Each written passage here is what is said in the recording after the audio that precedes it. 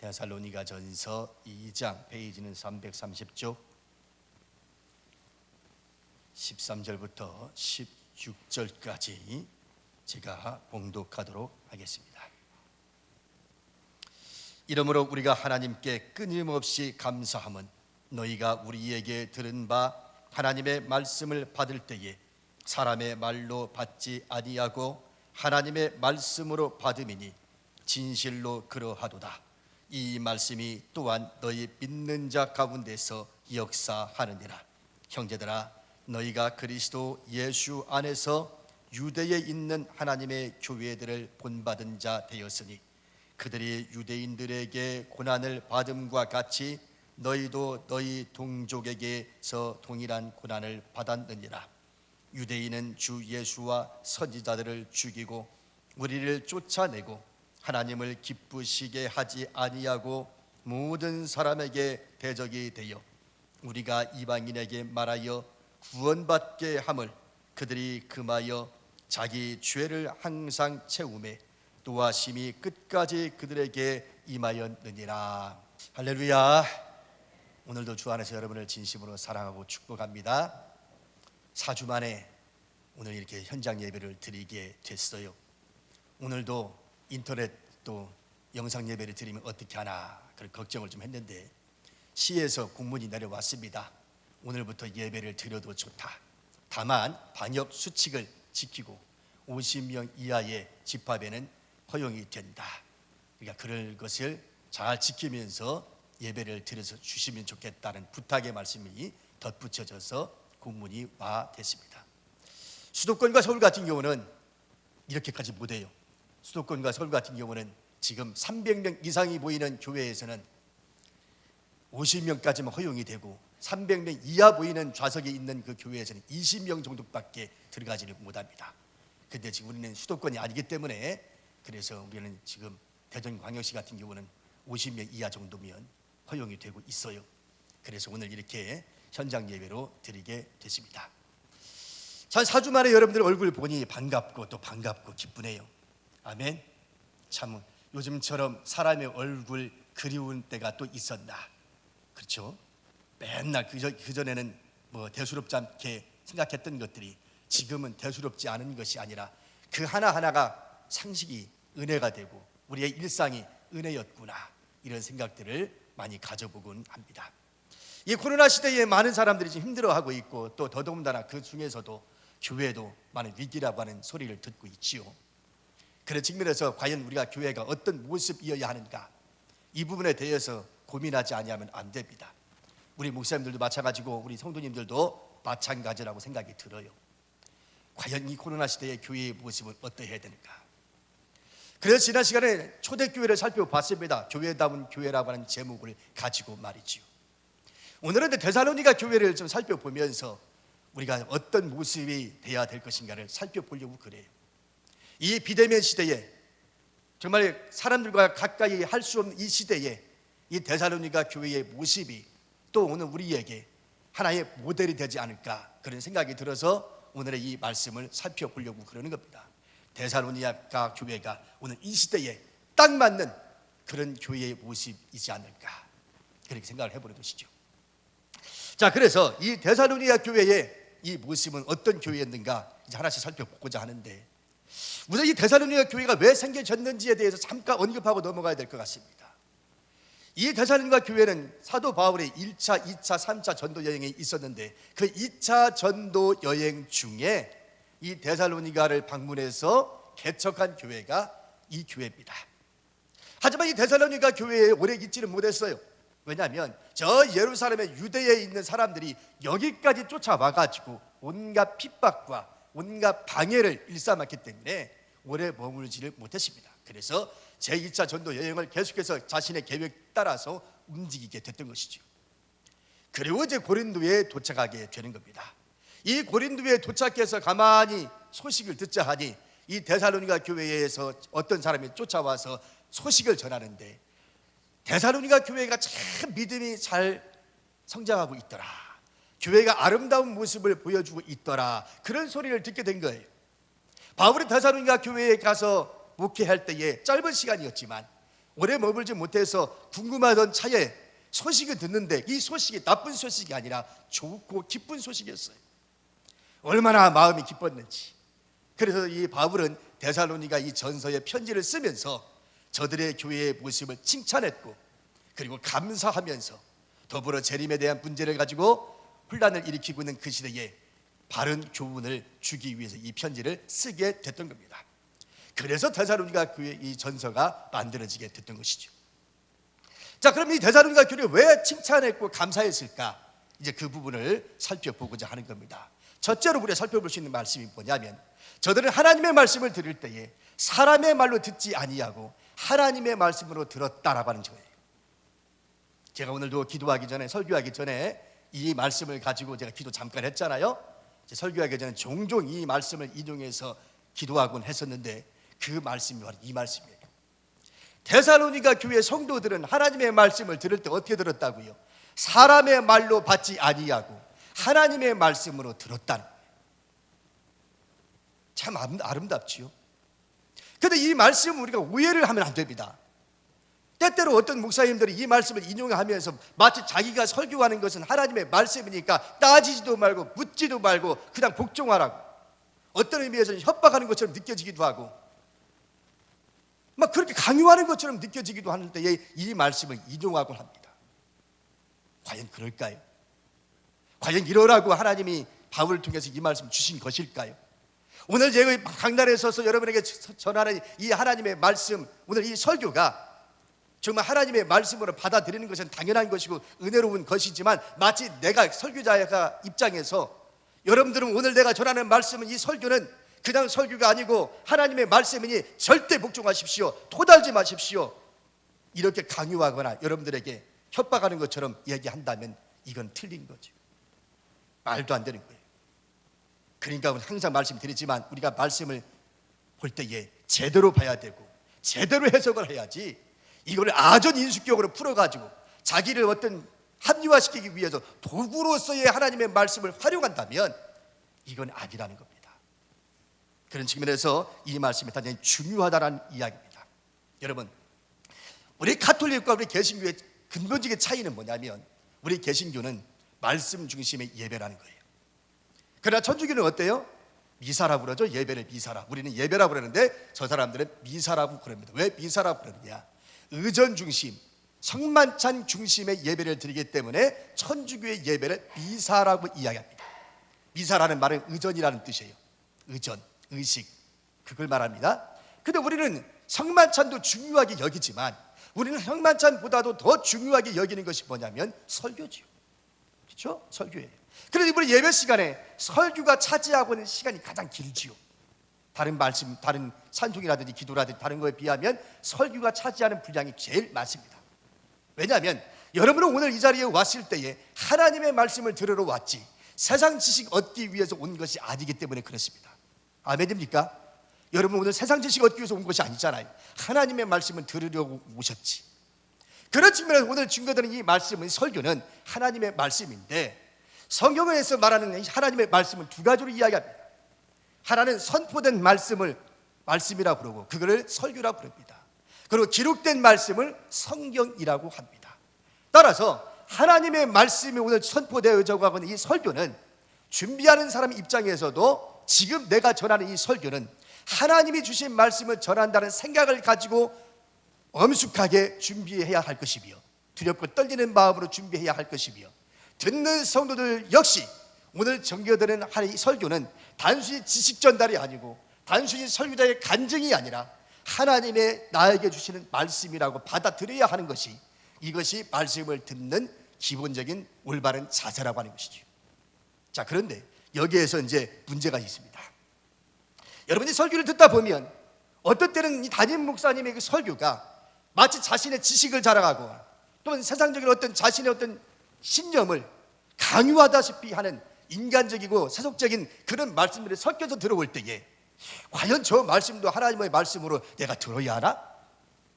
이럴 때가 종종 있을 거예요. 어떤 사람들은 앞에서 이야기했던 것처럼 이 말씀을 인용하면서 자기의 설교가 마치 하나님의 직통계시로 받은 것이 마냥 그 권위를 입혀가지고 막 복종하라고 막 강요하듯이 이렇게 활용하고 있는 도구로 사용하고 있는데 결코 그것은 아니라는 것이죠. 여러분 혼란스러울 거예요.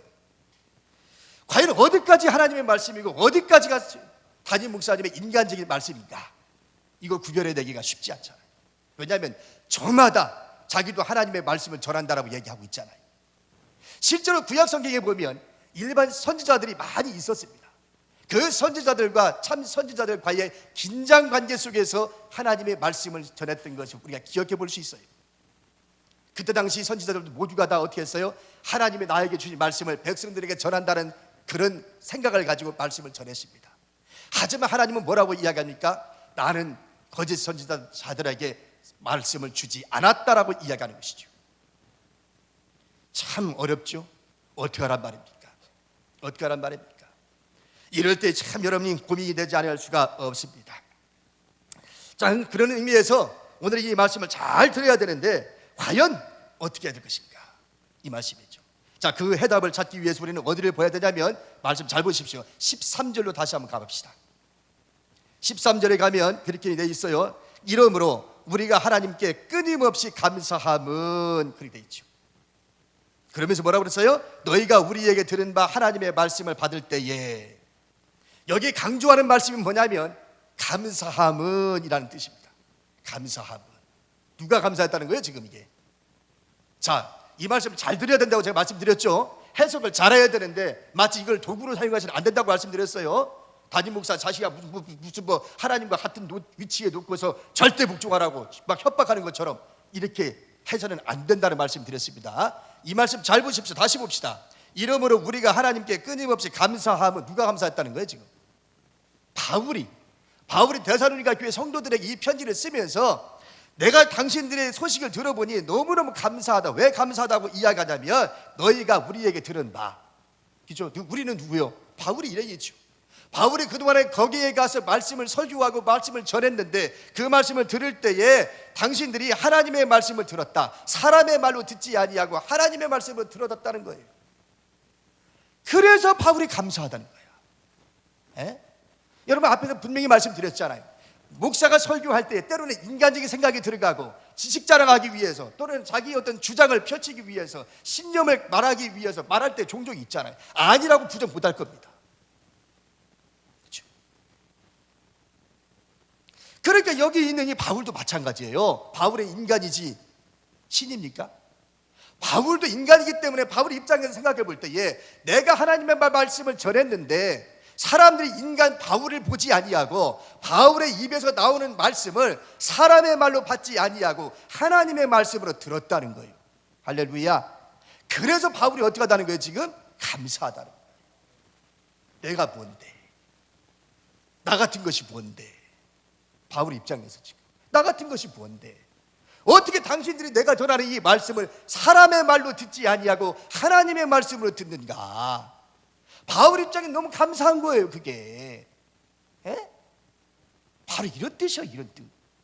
에? 자기의 권위를 막 내세우기 위한 것이 아니라 바로 그런 뜻에서 너무너무 감사한 거예요.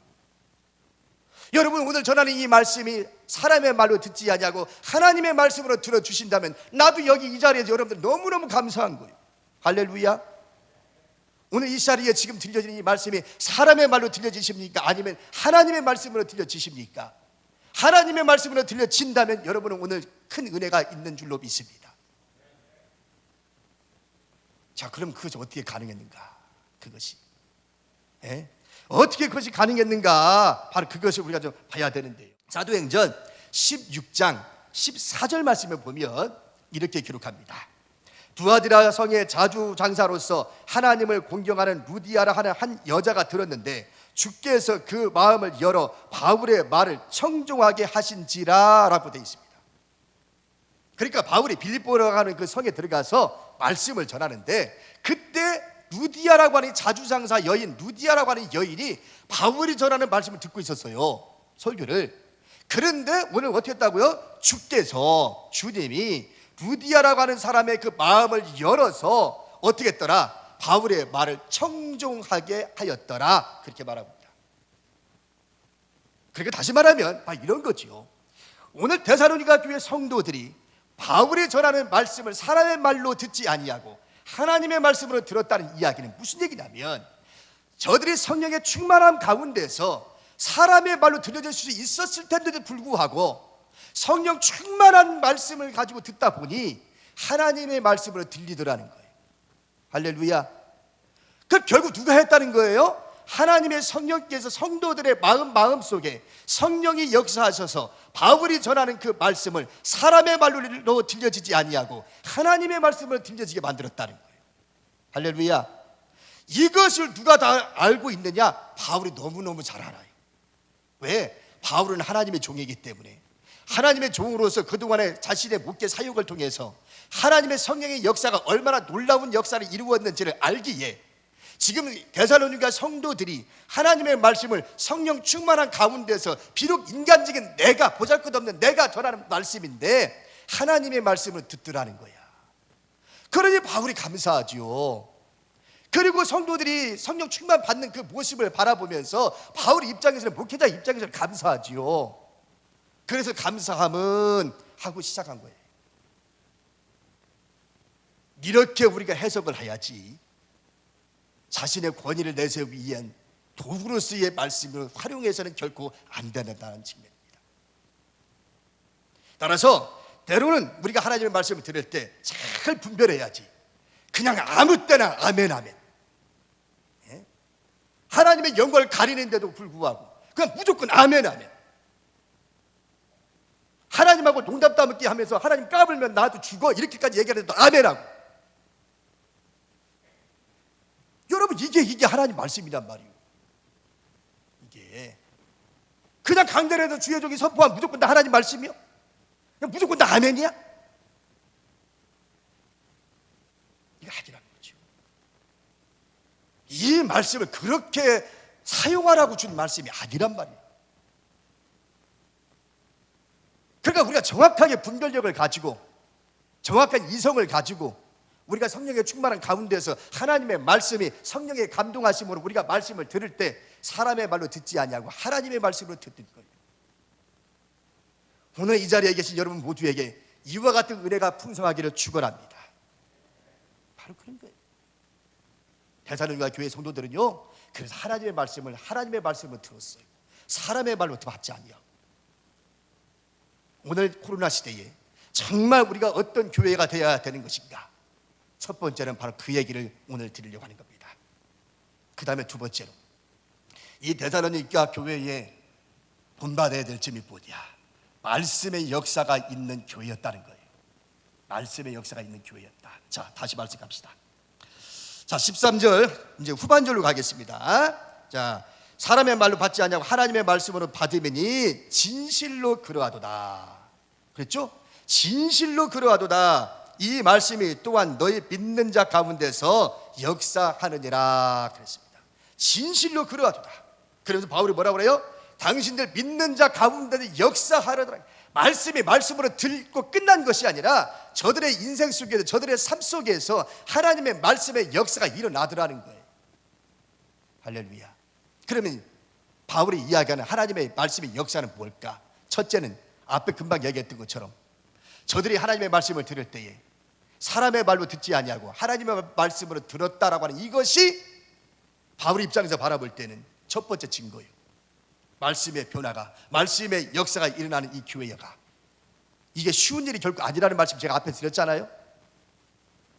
이런 교회였기 때문에 하나님의 역사가 있는 교회였어요. 말씀의 역사가 있는 교회였어요. 그 다음에 두 번째는 뭐냐면 뒤에 14절부터 나오는 얘기인데요, 14절부터 나오는 이 얘기에 바울이 뭐라고 그러냐면 이렇게 얘기합니다. 형제들아, 너희가 그리스도 예수 안에서 유대에 있는 하나님의 교회들을 본받은 자 되었으니 그들이 유대인들에게 고난을 받음과 같이 너희도 너희 동족에게서 동일한 고난을 받았느니라. 그렇게 말합니다. 그러니까 이 데살로니가 교회 교인들은 믿음도 참 성장했고 말씀의 역사가 일어났는데 하나님의 말씀으로 듣는 자세부터 벌써 변화된 모습을 보여줬을 뿐만 아니라 핍박이 닥치고 고난이 닥치는데 그 고난을 어떻게 했다는 거예요? 잘 이겨내고 있다는 거예요. 여러분, 고난을 이긴다는 거 아무나 할 수 있나요? 믿음이 없으면 고난 이기지 못합니다. 그 고난에 다 넘어지고 말지요. 그런데 데살로니가 교회인들은요, 바울이 볼 때에 저렇게 고난이 있고 유대에 있는 사람들이 와서 핍박하고 방해하는데도 불구하고 자신들의 믿음을 지키면서 믿음이 예쁘게 아름답게 성장과 성숙해 가더라, 이런 말입니다. 그 고난에 대해서 잘 이겨내고 있다는 거예요. 이것이 두 번째 증거예요. 그러니 얼마나 감사해요, 바울 입장에서는. 네. 자, 그런데 여기서 우리가 생각해 볼 것이 있어요. 자, 고난이라고 이야기했는데 이 고난이요, 두 가지가 있죠. 하나는 내가 잘못해서 당하는 고난이 있는가 하면, 또 내가 잘못이 없는데도 불구하고 복음 때문에 당하는 고난도 있을 겁니다. 마땅히 내가 잘못해서 당하는 고난은 있을 수 없죠. 복음 때문에 당하는 고난이라면 이해가 되지만 그렇잖아요. 자, 그런 측면에서 오늘 우리가 이 하나님의 말씀을 잘 들을 때에 고난이 있다면 고난이 있다. 근데 이 고난을 잘 어떻게 해라? 이겨내라. 이런 걸 바라보면서 하나님의 말씀 한 줄을 듣고 한 줄을 흘려버린 것이 아니라 이 데살로니가 교회 교인들은 말씀대로 삶 속에서 살아가면서 많은 사람들에게 변화된 자신들의 모습을 보여주고 있더라는 거예요. 참 아름다운 모습이죠. 여러분, 유투족 인디언인의 전해오는 말이 있는데요, 참 감동적인 이야기여서 소개하려고 그럽니다. 그 격언, 유투족이라고 하는 인디언 유투족이라고 하는 그 족속에게서 내려오는 격언이 있는데 이런 겁니다. 내 뒤에 걷지 마라. 나는 당신이 끌어가고 싶은 마음이 없다. 당신이 내 앞에 가지도 마라. 나는 당신을 따르고 싶은 마음도 없다. 그저 내 옆에서 함께 걸어가자. 내 옆에서, 앞뒤도 아니고 내 옆에서 걸어가자. 이게 유투족 인디언들에게 내려오는 격언입니다. 또 어떤 아프리카에 우분투라고 하는 말이 있는데, 우분투라는 말이 있는데 그 말에는 어떤 뜻이 있냐면 이런 뜻이에요.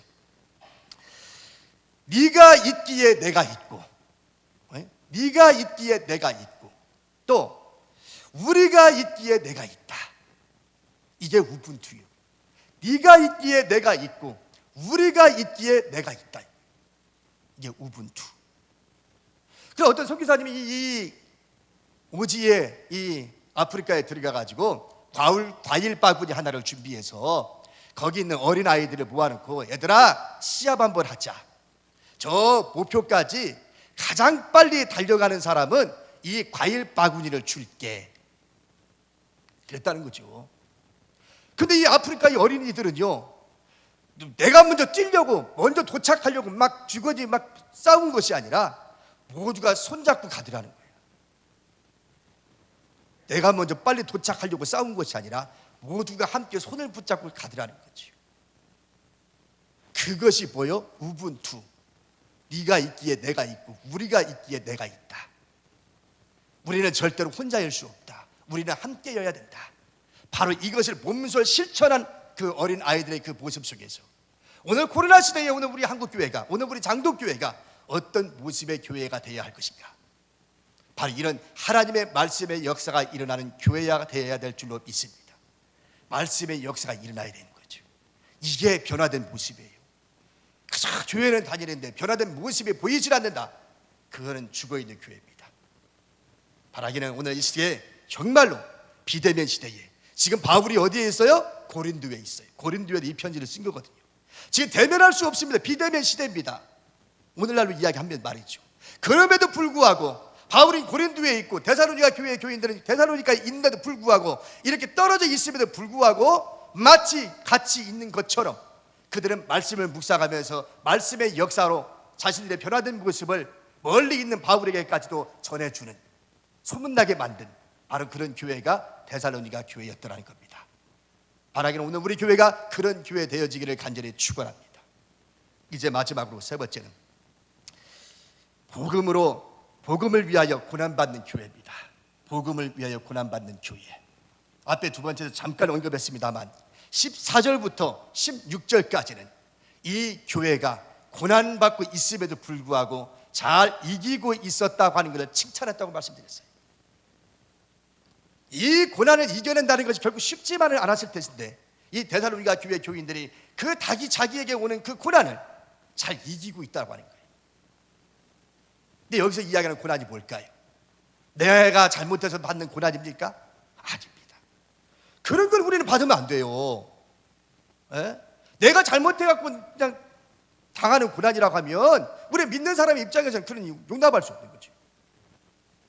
또 우리가 지금 여기서 이야기한 고난은 뭐예요? 나는 잘못한 것이 없는데 복음을 위하여 살다가 보니까, 주님을 위하여 살다가 보니까 원치 않게 당하는 고난입니다. 이 고난은 주님을 위한 고난이기 때문에, 복음을 위한 고난이기 때문에 기꺼이 믿음으로 우리는 기쁜 마음으로 받아들일 수 있는 자세가 되어야 한다는 겁니다. 그런데 오늘 여기서 우리는 이 코로나 시대에 한 걸음 더 지나가고자 합니다. 이 시대의 교회에는 어떤 모습이어야 되는가? 제가 보네포 목사님의 나를 따르라고 하는 그 책 이름 이야기를 자주 하고 있습니다. 왜? 그만큼 제가 감명 깊게 봤어요, 그 책을요. 역시 고전은 고전이구나. 어려운 말씀 책은 아닙니다만 그 책을 읽고 엊그제 금요일 날 줌이라고 하는 영상 화상 강의를 들었습니다. 우리 독서 모임에서 그 강사 목사님이 나오셔가지고 이 보네포의 나를 따르라고 하는 이 말씀을 가지고 함께 또 다시 강의를 했어요. 오전 9시부터 시작해서 오전 11시까지. 근데 그 속에서 그 강사 목사님의 강의 내용 중에 이런 말이 써 있습니다. 그리스도가 오직 고난을 받고 버림을 받는 자로서만 그리스도가 될 수 있듯이 제자들도 오직 고난을 받고 버림을 받는 자로서만, 오직 예수와 함께 십자가에 달린 자로서만 제자가 될 수 있다. 여러분 여기 주보에 써 있어요. 주보에 여기 칼럼에 써 있어요. 그대로 써 있는 거 그대로 읽었습니다. 자, 여기 뭐라고 그랬어요? 그리스도가 고난을 받는 자로서의 뭐가 됐다고? 그리스도가 될 수 있었다. 따라서 제자들도 어떻게 된다? 오직 고난을 받고 버림을 받을 때에 참된 제자가 될 수 있다라고 이야기합니다. 자, 그렇다면 여기서 이야기하는 보네포 목사님이 말하는 고난이란 도대체 뭘까? 고난이란 또 보세요. 다른 사람의 짐을 짊어지는 것이며, 주부에 있는 거 그대로 읽고 있습니다. 지금 다른 사람의 짐을 짊어지는 것이며 그 짐이란 용서할 수 없는 타자를 용서하는 것이라고 말합니다. 용서할 수 없는 사람을 용서할 수 있는 것, 이것이 짐이라는 거예요. 그 다음에 또 뭐라고 하냐면, 그래 따라서 신앙이란 뭐냐? 신앙, 우리가 신앙이라는 말을 참 많이 쓰는데 신앙이란 또 주보에 보십시오. 예수님의 성육신 십자가 부활에 참여하는 것이 신앙이다. 여러분, 교회가 오늘 이 코로나 시대에 교회가 어떤 모습이어야 하는가? 여기 마지막 뭐라고 되세요? 예수님의 성육신 십자가 부활에 참여하는 것이다. 여러분, 성육신이 뭐죠? 인카네이션이라고 이야기하는데, 성육신은 뭐예요? 하늘의 보좌를 버리고 하나님 되신 분께서 인간의 몸을 입고 이 땅에 오신 것, 이게 인카네이션, 성육신이라고 하는 겁니다. 하늘의 하나님 되심을 포기하고 버리시고 이 땅에 사람의 몸을 입고 오셨다. 이 땅의 교회의 모습은 뭐냐? 세상 속으로 들어가서 주님의 하늘의 보좌문을 포기하고 이 땅에 죄악이 우울거리는 이 땅에 성육신 하셔서 내려오셔서 죄인들과 함께 살아셨던 것처럼, 이제 교회도 예수님의 이 정신을 갖고 세상 속으로 뛰어 들어가서 거기에서 십자가라고 하는 고난을 감내하며, 십자가라는 고난을 감내하며, 그 십자가 고난이 뭐라고 그랬어요? 금방 앞에서 짐을 져주는 거라고 그랬잖아요. 용서할 수 없는 사람을 용서해 주는 것이라고 했잖아요. 세상에 그 많은 어려운 사람들의 죄 짐을 대신 짊어지고 가는 것, 이게 예수님의 십자가입니다. 그럴 때 비로소 뭐가 있다는 거예요? 부활의 영광이 있다는 거예요. 이게 신앙이다. 맨날 신앙 뭐 믿음 얘기하지만 제대로 알고 믿자. 믿음이란 뭐냐? 바로 성육신과 십자가와 부활에 참여하는 것이, 그것이 신앙이다. 이게 믿음이다. 그래서 오늘날 우리 교회는 어떤 교회가 되어야 되느냐? 이런 것이죠. 우리는 지금 교회가 외적으로 많은 어려움을 지금 받고 있습니다. 코로나 때문에 당하는 고난이지요.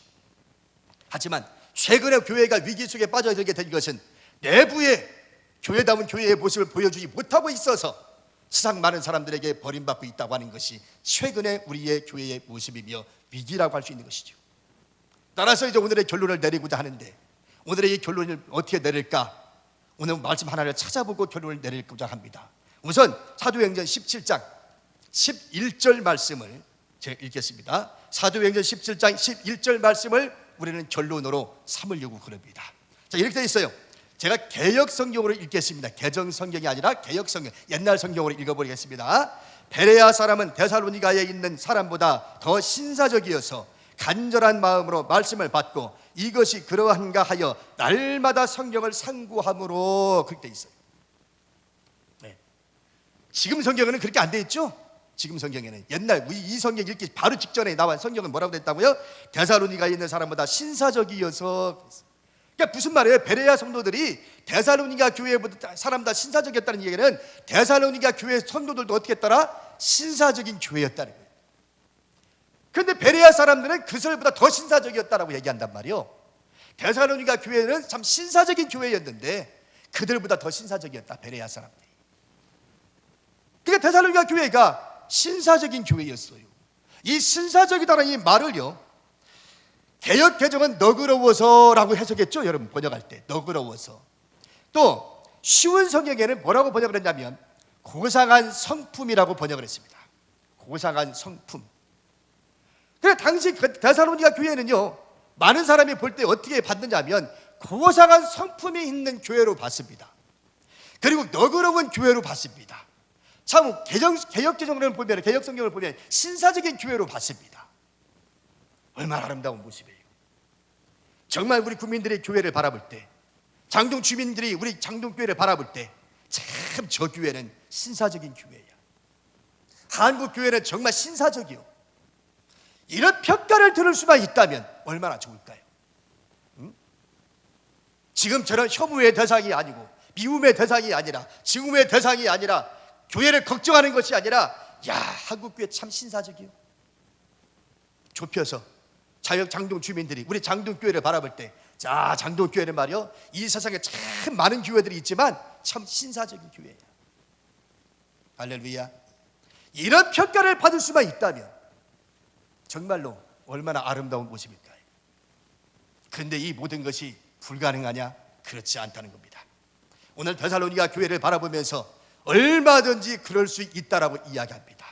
어떻게 하면?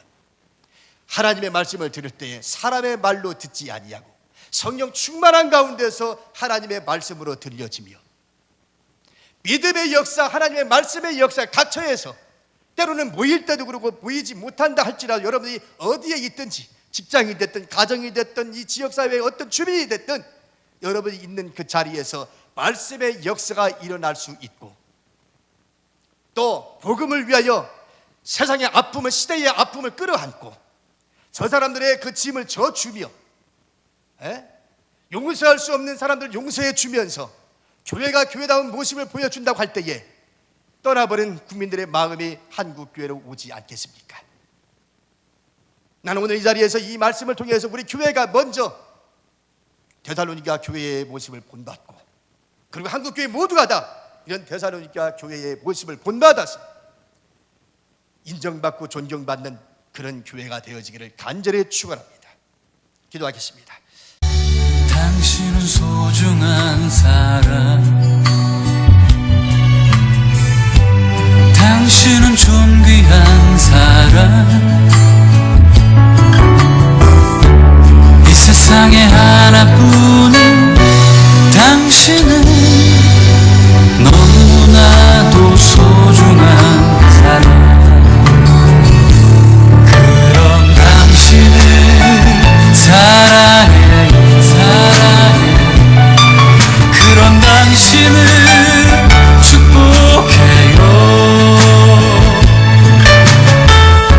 사랑받기에 합당한 당신을 주의 이름으로 사랑합니다. 그런 당신을 사랑해요. 그런 당신을 축복해요. 사랑받기에 합당한 당신을 주의 이름으로 사랑합니다.